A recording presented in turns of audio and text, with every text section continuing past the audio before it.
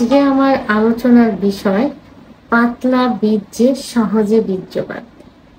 দেশের এবং প্রবাসের ভাই বোনদের প্রতি সালাম। আসসালামু আলাইকুম। আমি প্রভাষক ডাক্তার রিক্তা পারভিন, হোমিওপ্যাথি এবং আয়ুর্বেদিক চিকিৎসক। অনেক যৌন অক্ষমতার রোগী প্রশ্ন করে থাকেন বা বলে থাকেন যে তাদের বীর্য পাতলা।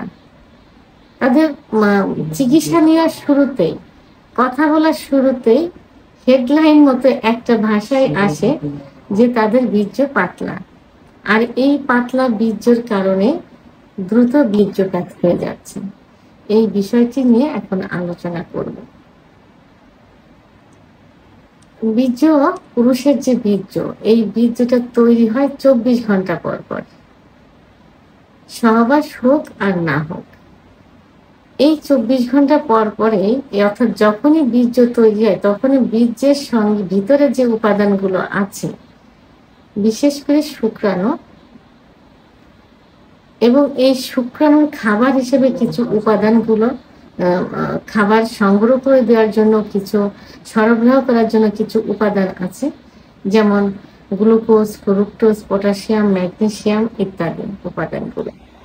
এই উপাদানগুলো তৈরি হয় 24 ঘন্টা পর পর।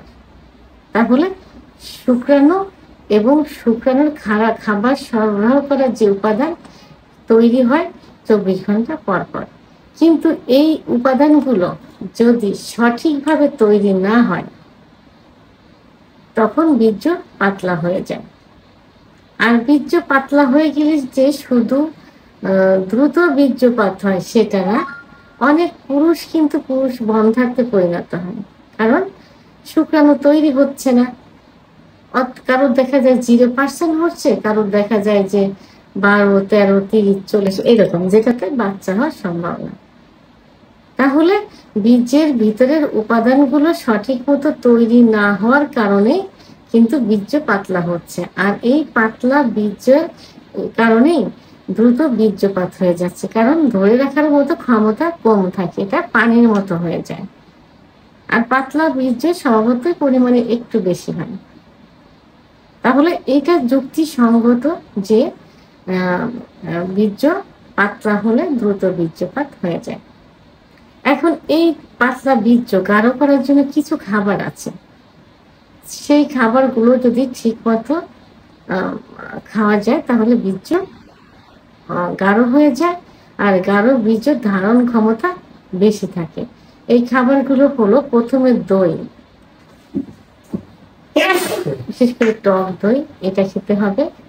সামুদ্রিক মাছ, কুমড়ার বীজ, যে কুমড়া আমরা সবজি হিসাবে বাসায় খেয়ে থাকি রান্না করে, এর বীজগুলো আমরা ফেলে দিই, কিন্তু এই বীজে অ্যান্টি অক্সিডেন্টের কাজ করে থাকে এবং পর্যাপ্ত পরিমাণ জিঙ্ক থাকে, এটা বীর্যকে গাঢ় করে।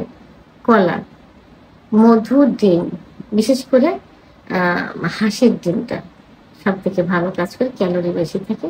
সিজনালি শাকসবজি, সিজনালি ফলমূল, বাদাম খেতে হবে, এবং বিশেষ করে কিশমিশ, খেজুর, ঘি, এই খাবারগুলো যদি প্রতিদিনের খাবারের তালিকায় রাখা যায় তাহলে পাতলা বীর্য কিভাবে গাঢ় হয়ে যাবে, অর্থাৎ ঘন হয়ে যাবে। তখন আস্তে আস্তে দ্রুত বীর্যপাত বন্ধ হয়ে যাবে এবং দীর্ঘ সময় নিয়ে স্ত্রীর সঙ্গে সহবাসে লিপ্ত থাকা যাবে।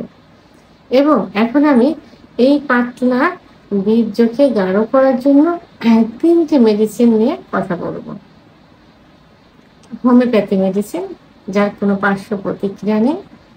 প্রথম যে মেডিসিন সেটি হলো সেলেনিয়াম 200। এটি পাতলা বীর্যকে গাঢ় করতে সহায়তা করে থাকে, বিশেষ করে শুক্রাণুর সংখ্যা কম থাকলে বৃদ্ধি করে দেয়। ওষুধটি 2 ফোঁটা জিহ্বার উপর দিয়ে দিনে 2 বার, অর্থাৎ সকালে দুপুরে সেবন করতে হবে, খাবার আধা ঘন্টা আগে অথবা আধা ঘন্টা পরে।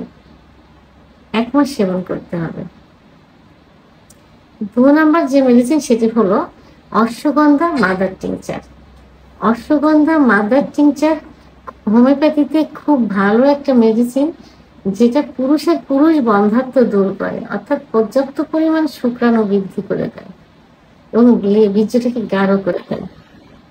এবং যাদের দ্রুত বীর্যপাত হয়ে যায় সেই ক্ষেত্রে ভালো কাজ করে থাকে।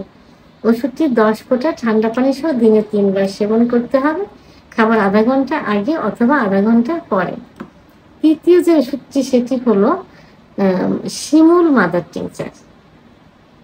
শিমুল মাদার টিংচার কিন্তু এটাও শুক্রাণুর সংখ্যা বৃদ্ধি করে থাকে, পুরুষ বন্ধ্যাত্ব দূর করতে সাহায্য করে থাকে এবং পুরুষের সহবাসের সময়কে বৃদ্ধি করে।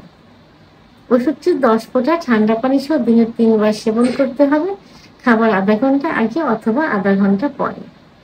অশ্বগন্ধা মাদার টিংচার এবং শিমুল মাদার টিংচার আপনার দুইটা একই সঙ্গে সেবন করতে পারেন। 10 ফোঁটা 20 ফোঁটা সকালে, 20 ফোঁটা দুপুরে, 20 ফোঁটা রাত্রে কুসুম গরম পানি সহ, খাবার আধা ঘন্টা আগে অথবা আধা ঘন্টা পরে। যে ওষুধ 3টি বললাম, ওষুধ 3টি অবশ্যই জার্মানি ওষুধ হতে হবে, সিলগালা অবস্থায় নিতে হবে। কারণ হোমিওপ্যাথি ওষুধ দেখতে সব কিন্তু একরকম, বোঝা যায় না কোনটা দেশি কোনটা বাইরে। সব থেকে ভালো হবে যে ডাক্তারের চিকিৎসা নেবেন, অন্তত ডাক্তারের কাছ থেকে ওষুধ নেওয়ার চেষ্টা করবেন। কারণ ডাক্তার নিজের ক্যারিয়ার ভালো করার জন্য, ক্যারিয়ার বজায় রাখার জন্য সর্বোচ্চ ভালো ওষুধ দেওয়ার চেষ্টা করবেন। ভিডিওটি সম্পর্কে যদি কোনো মতামত থেকে থাকে অবশ্যই কমেন্টসের মাধ্যমে জানাবেন। আর ভিডিওটি ভালো লাগলে লাইক, কমেন্ট, সাবস্ক্রাইব করে আমার সঙ্গে থাকুন। আল্লাহ হাফেজ।